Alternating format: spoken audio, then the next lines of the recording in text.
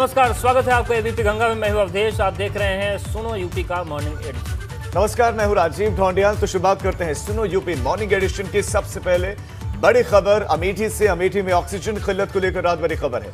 एक राहत भरी खबर है। अमेठी सांसद और केंद्रीय मंत्री स्मृति ईरानी ने ऑक्सीजन भिजवाई है। ये बड़ी खबर इस वक्त। ऑक्सीजन भिजवाई है स्मृति ईरानी ने। अमेठी में देर रात 3 टन का ऑक्सीजन कैप्सूल पहुंचा है। कमरौली के नंदन रिफिलर प्लांट में ऑक्सीजन की ये जो है कि भेजी गई है, ये स्टोर करवाई गई है ऑक्सीजन, और प्लांट जाकर जरूरत के हिसाब से अस्पताल संचालक अपने सिलेंडर्स को रिफिल करवा सकते हैं, भरवा सकते हैं। जिनको सांसों की आवश्यकता है, ऑक्सीजन की इस वक्त अति जो है आवश्यकता है, उन तक ये पहुंच सकती है। तो एक बड़ी खबर, ऑक्सीजन की कालाबाजारी और दुरुपयोग ना हो, इसके लिए एडीएम न्यायिक सुधीर रुंगटा को प्रभारी बनाया गया है। तो ये बड़ी खबर इस वक्त अमेठी से स्मृति ईरानी ने ये खेप भिजवाई है ऑक्सीजन की।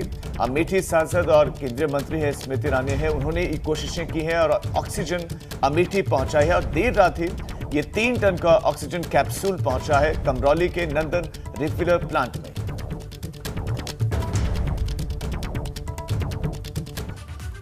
कानपुर में कोरोना से 12 मरीजों की मौत से हड़कंप मच गया। बीते 24 घंटे में 1656 नए मरीज सामने आए हैं। 10 की मौत हुई है। नगर में कोरोना के 18,800 केसेस हो गए हैं।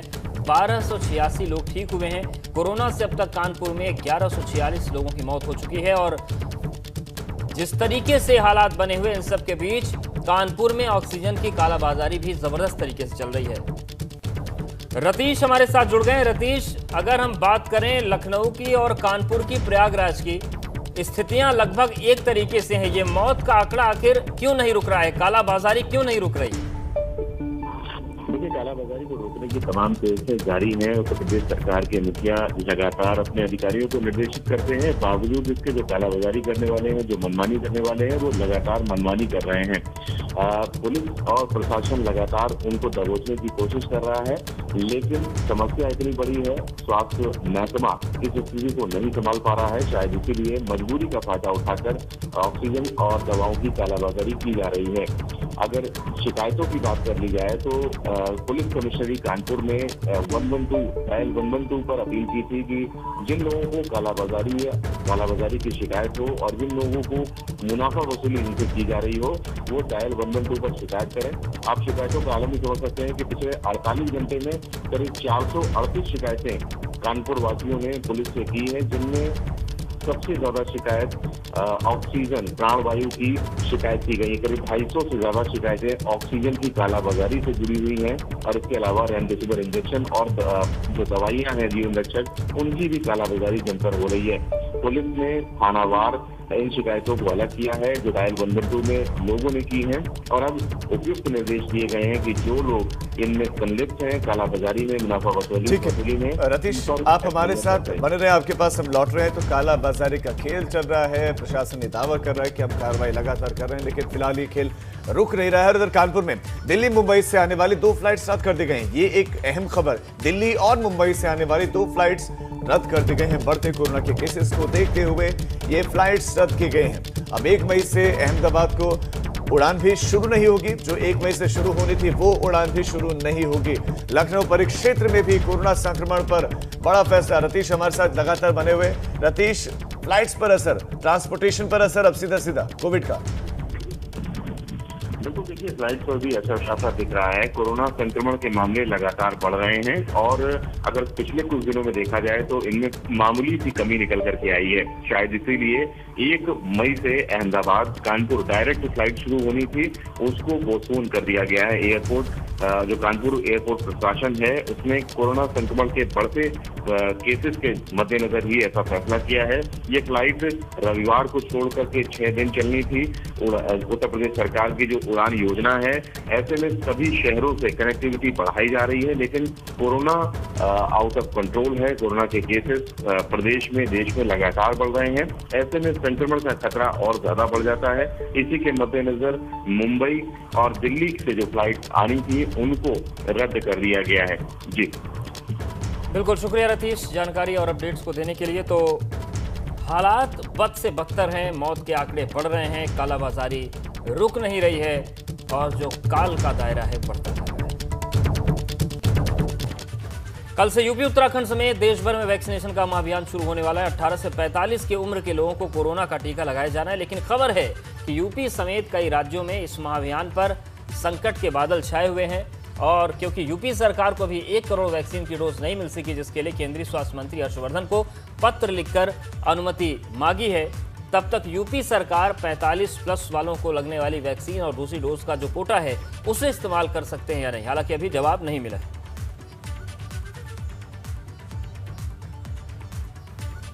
तो वैक्सीन के लिए रजिस्ट्रेशन कैसे करना है ये आप प्रक्रिया समझ लीजिए, लेकिन यहाँ बहुत बड़ा सवाल जो बना हुआ है, क्या वैक्सीन उपलब्ध है और क्या वैक्सीन इतनी उपलब्ध है कि हर किसी को, यानी कि 18 साल से ज्यादा की उम्र से लेकर 45 साल तक के लोगों के लिए क्या उपलब्ध होगी, जिनकी संख्या सिर्फ उत्तर प्रदेश की बात करें तो करोड़ों लोगों को वैक्सीन लगनी है, लेकिन डोसेस हैं कितने। कंपनीज के पास रिक्वेस्ट तो की गई, लेकिन अभी तक कोई अच्छी खबर तो नहीं मिली है वहां से। और ग्लोबल टेंडरिंग की बात सामने आई है, ग्लोबल टेंडर करने की अब तैयारियां, इसका मतलब यह है कि वैक्सीन उतनी उपलब्ध नहीं है। हमारे संवाददाता अलग अलग हिस्सों से हमारे साथ जुड़ गए हैं। राजधानी लखनऊ से शैलेश अरोड़ा हमारे साथ जुड़े हुए हैं और दूसरे सहयोगी भी हमारे साथ जुड़ गए हैं। नितिन उपाध्याय हमारे साथ जुड़े हैं, मोहम्मद मोइन हमारे साथ जुड़े हुए हैं। सबसे पहले शैलेश आपके पास आना चाहते हैं, केसेस लगातार बढ़ रहे हैं, लेकिन इस बीच में वैक्सीनेशन पूरा होगा कैसे? क्या डोसेस पूरे हैं? कहां रिक्वेस्ट की गई कि हमें डोसेस दीजिए? कितने डोसेस इस वक्त अवेलेबल हैं उत्तर प्रदेश के पास?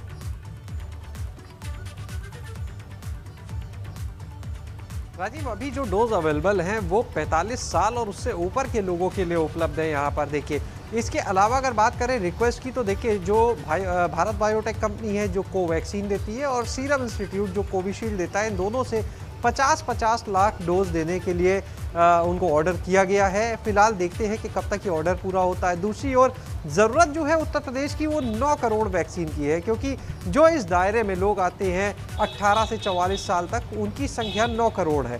पहले चरण में 4 करोड़ वैक्सीन के लिए ग्लोबल टेंडरिंग का भी काम किया जाना है। 10 दिन में इस प्रक्रिया को पूरा किया जाना है। कुल मिलाकर कहें तो बड़ी संख्या में वैक्सीन की ज़रूरत है और फिलहाल इस उम्र के लिए, इस आयु वर्ग के लिए अगर बात करें तो अभी वैक्सीन बिल्कुल नहीं आई है। यानी कुल मिलाकर 2 चीज़ें बचती हैं। पहली कि आज अगर कहीं से वैक्सीन आती है तो ये अभियान शुरू हो सकता है। दूसरी, जो सरकार ने अनुमति मांगी है प्रदेश ने कि जो 45 साल या इससे ऊपर के लोगों को वैक्सीन लगाई जानी है, उसमें जो वैक्सीन अवेलेबल है उसमें से कुछ वैक्सीन का इस्तेमाल किया जा सके जिससे अभियान शुरू कर सके, तो उसकी अनुमति मिलना। इन 2 ही कंडीशन में यहाँ पर 1 मई से वैक्सीनेशन का अभियान शुरू हो सकता है। लेकिन अगर हम बात करते हैं जो 45 साल से ऊपर के लोगों के लिए वैक्सीन की है बात, तो उसमें भी एक सीमित संख्या है। देखिए, वो करोड़ों में नहीं बल्कि लाखों में वो वैक्सीन यहाँ पर उपलब्धता हो सकती है। और ऐसे में अगर अभियान शुरू भी होता है तो वो एक प्रतीकात्मक रूप से कहा जा सकता है अभियान शुरू होगा, क्योंकि जिनको पहली डोज लग चुकी है, देखिए इसको टेक्निकली भी समझना होगा कि एक वो अपने पास स्टोर रख के चलना पड़ता है विभाग को। जिन लोगों को 1 वैक्सीन लग गई है उनकी 2nd डोज लगनी है, यानी उतना एक बैकअप अपने पास रखना होगा कि उनके वैक्सीनेशन में किसी तरह की दिक्कत ना आए, तो एक सीमित संख्या में उसको भी रेडी रखना है। तो इसको ध्यान में रखते हुए अब कितनी वैक्सीन उसमें से निकाली जा सकती है, एक पूरी स्ट्रैटेजी तैयार करना। बहरहाल केंद्र की तरफ से क्या अनुमति मिलती है, क्या कंपनियां ये वैक्सीन सप्लाई कर देंगी आज या नहीं, इन सभी पर निगाह है। और आज जब टीम 11 की बैठक होगी तो मुख्यमंत्री भी अपने स्वास्थ्य मंत्री, चिकित्सा शिक्षा मंत्री, जो अधिकारी हैं उनसे इस पर चर्चा करेंगे। देखते हैं क्या चीजें निकलकर सामने आती है, क्योंकि सिर्फ पत्र भेजकर इतिश्री नहीं की गई, बिल्कुल इतिश्री की गई है। और रुक कर लेते हैं, प्रयागराज का भी मोइन हमारे साथ बने हुए हैं, क्योंकि अगर लखनऊ में वैक्सीन नहीं आएगी तो फिर जो वृहद वैक्सीनेशन अभियान है वो भी कैसे चलेगा। मोइन, एक तरफ तो वैक्सीन का इंतजार है, दूसरी तरफ स्थितियां क्या हैं कोविड को लेकर, कोविड से निपटने को लेकर प्रयागराज में? जी बिल्कुल, देखिए अगर पहले वैक्सीनेशन की हम बात करें तो निश्चित तौर पर कहा जा सकता है कि वैक्सीनेशन अभियान पर संकट के बादल मंडरा रहे हैं, क्योंकि जो 18 से 45 साल की उम्र के लोगों को डोज दी जानी है कल से, अभी उसकी पूरी खेप पहुंची नहीं है। हालांकि अधिकारियों का दावा है कि आज रात तक वाराणसी और लखनऊ से उनके पास बड़ी संख्या में जो है वो डोज पहुंच जाएगी और कल से टीकाकरण अभियान अपने निश्चित समय पर शुरू होगा। दूसरी एक व्यवहारिक दिक्कत ये है कि जब कल बड़ी संख्या में जिनकी बारी आएगी उनको जब सेंटर्स तक जाना होगा तो वीकेंड कोरोना कर्फ्यू लगा होगा, ऐसे में लोग सेंटर्स तक किस तरह से जाएंगे, उनके लिए किस तरह के इंतजाम रहेंगे, क्या उन्हें पैदल ही जाना होगा या वो अपने वाहनों का इस्तेमाल कर सकेंगे। तो इन सब सारी चीज़ों को लेकर के अभी तस्वीर साफ नहीं है, तस्वीर साफ करनी होगी, क्योंकि अगर लोगों के अंदर पुलिस का खौफ रहा तो बड़ी संख्या में लोग ऐसे रहेंगे जो घरों से निकलने में परहेज करेंगे। तीसरी एक व्यवहारिक दिक्कत ये आ रही है कि जो कोविन का पोर्टल है वो अभी भी जो है वो बहुत ठीक से काम नहीं कर रहा है। अक्सर सर्वर डाउन होने की समस्या सामने आ रही है। तमाम लोग ऐसे हैं जो पिछले 2 दिनों से प्रयास कर रहे हैं, लेकिन उनका रजिस्ट्रेशन अभी तक नहीं हो पाया है। बात अगर प्रयागराज की करें कि यहाँ पर कोरोना के हालात कैसे हैं, तो संक्रमितों की संख्या जो है पिछले 1 हफ्ते में आधी हो गई है। जहाँ तकरीबन 2400 मरीज रोजाना सामने आते थे पॉजिटिव लोग, अब वो संख्या घटकर आधी हो गई है, 1200-1300 के आसपास आ रहे हैं। लेकिन जो मौतों का आंकड़ा है वो संक्रमितों की संख्या घटने के बावजूद लगभग 2 गुनी हो गई है। पिछले 24 घंटे की बात करें तो यहाँ पर 24 लोगों की जान गई है। तो इस तथ्य का पता लगाना होगा कि अगर संक्रमण की दर कम हो रही है तो मौतों का आंकड़ा लगातार जो मृत्यु दर है वो बढ़ क्यों रही है, मोइन, ये बड़ा सवाल है। इसके साथ साथ बहुत महत्वपूर्ण पॉइंट्स आपने बताया कि जो वीकेंड लॉकडाउन है वो प्रभावी रहेगा, तो ऐसे में आवाजाही कैसे होगी। नितिन हमारे साथ बने हुए, जो नितिन के पास चलते हैं। नितिन, क्या आगरा में वैक्सीनेशन के लिए तैयारियां हैं, वहां पर क्या डोज पहुंच गए हैं या अभी पहुंचने हैं, उस क्या क्या बंदोबस्त है, कितने सेंटर्स बनाए गए हैं वैक्सीनेशन के लिए? देखिए, बिल्कुल वैक्सीनेशन को लेकर जिस तरह से अभी आधी अधूरी तैयारियों के बीच ये वैक्सीनेशन की शुरुआत हो रही है, और कल जिस तरह से वीकेंड लॉकडाउन की शुरुआत हो रही है, तो कल से ही रजिस्ट्रेशन जो अभी तक चल रहा था और कल से ही वैक्सीनेशन शुरू हो रहा है, तो कैसे लोग बाहर निकलेंगे, पुलिस उनका रास्ता रोकेगी। तो एक बीच में एक कहा जाए कि प्रशासन को इसमें सामंजस्य बनाना होगा। जिलाधिकारी या सीएमओ इस समय कोई खुलकर कुछ भी बता पाने की स्थिति में नहीं है कि कितने सेंटर्स पर वैक्सीनेशन होगा। और जो वैक्सीनेशन की शुरुआत कल से जो 18 से 45 साल के एज ग्रुप की हो रही है, तो क्या कितने सेंटर्स हैं, कितनी डोजेज आई हैं। जानकारी मिली है कि इस समय एक बड़ी खेप इस समय आगरा पहुंचने वाली है और उसके बाद वैक्सीनेशन की शुरुआत होगी। देखिए, जिस तरीके से आपने देखा होगा, चाहे वो फ्रंट लाइन वर्कर हों, चाहे वो हेल्थ केयर वर्कर हों, उनमें कई सारे लोगों ने रुचि नहीं दिखाई। लेकिन उसी बीच कोरोना की सेकेंड वेव आती है और बड़ी स्तर पर मौतें होना शुरू हो जाती हैं। उसके बाद लोग इसको लेकर काफ़ी ज़्यादा कहा जाए फिक्रमंद हैं। लोग खुद ही अपने हिसाब से प्रोएक्टिव नज़र आ रहे हैं कि वैक्सीनेशन को वैक्सीन लगवानी है, क्योंकि लगातार ये देखा जा रहा है कि आगरा में बड़े स्तर पर मौतें हो रही हैं, इलाज नहीं मिल पा रहा, बेड वेंटिलेटर से लेकर ऑक्सीजन की ज़बरदस्त किल्लत है। बिल्कुल तमाम दिक्कतें हैं और इन सब के बीच चुनौतियां भी बहुत ज़्यादा बढ़ जाती हैं। नितिन, आपका शुक्रिया। मोइन, आपका भी बहुत शुक्रिया। शैलेश, आप हमारे साथ बने रहे। कुछ और अहम जानकारियाँ जो हम आपसे लेंगे। तो कोरोना के खिलाफ जीत का एक ही मंत्र है और वो है सावधानी।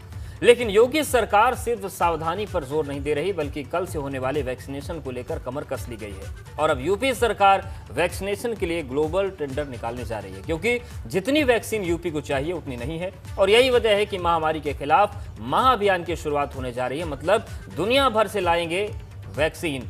ये रिपोर्ट देखिए।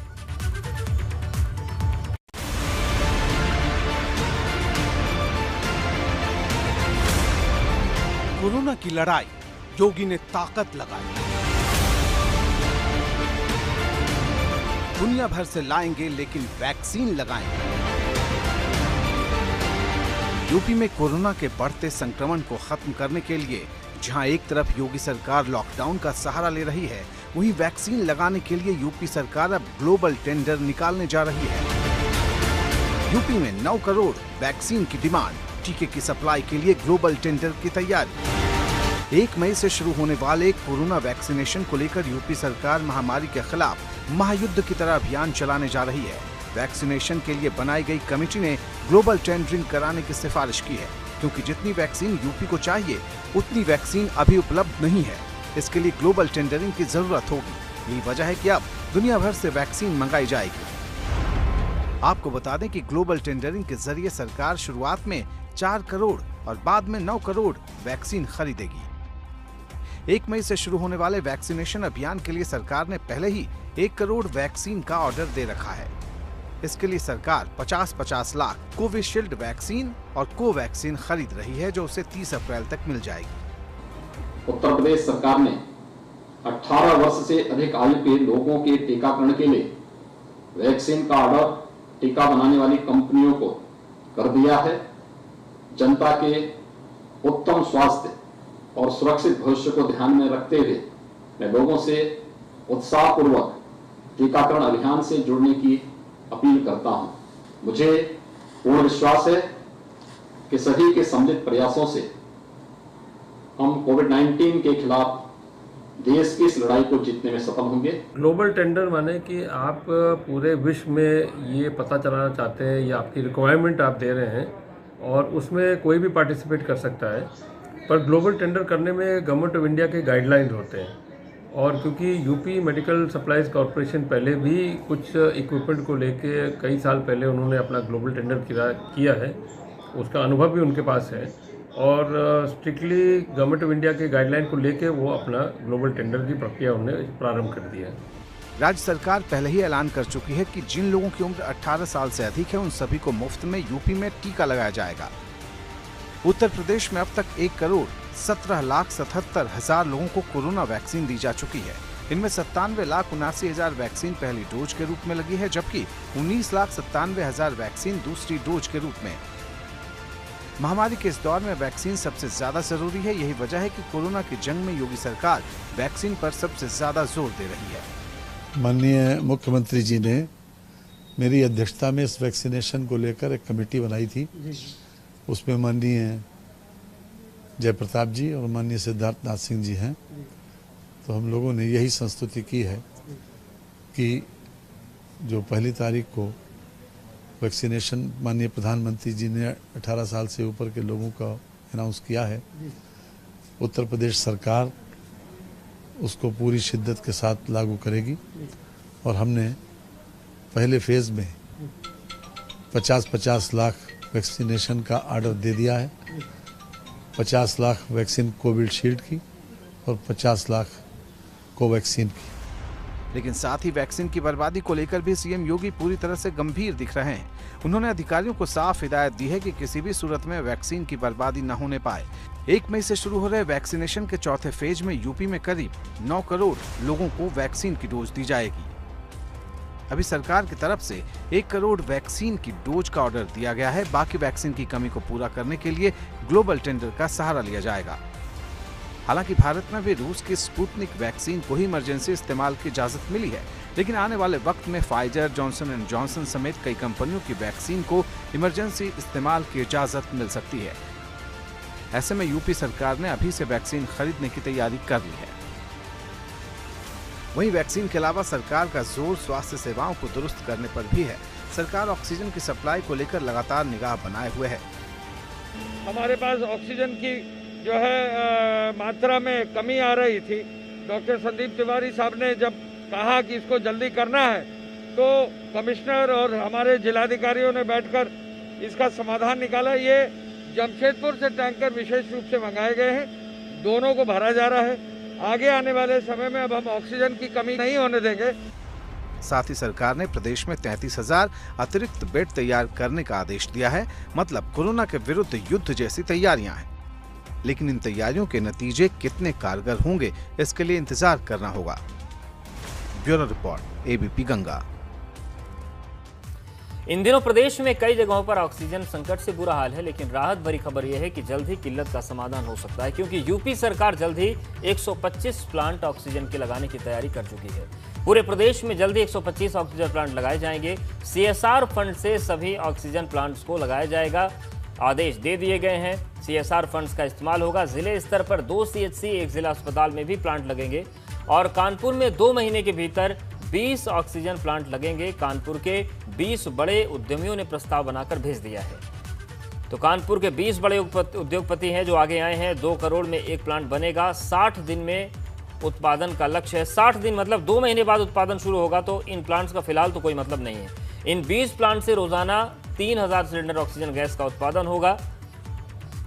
तो खबर तो राहत की है, लेकिन ये राहत अभी काम नहीं आएगी। तो प्लांट बनेंगे, बने नहीं है, तो ऐसे में आपको खुद ही अपना ख्याल रखना है, मास्क लगाना है। और इस बुलेटिन फिलहाल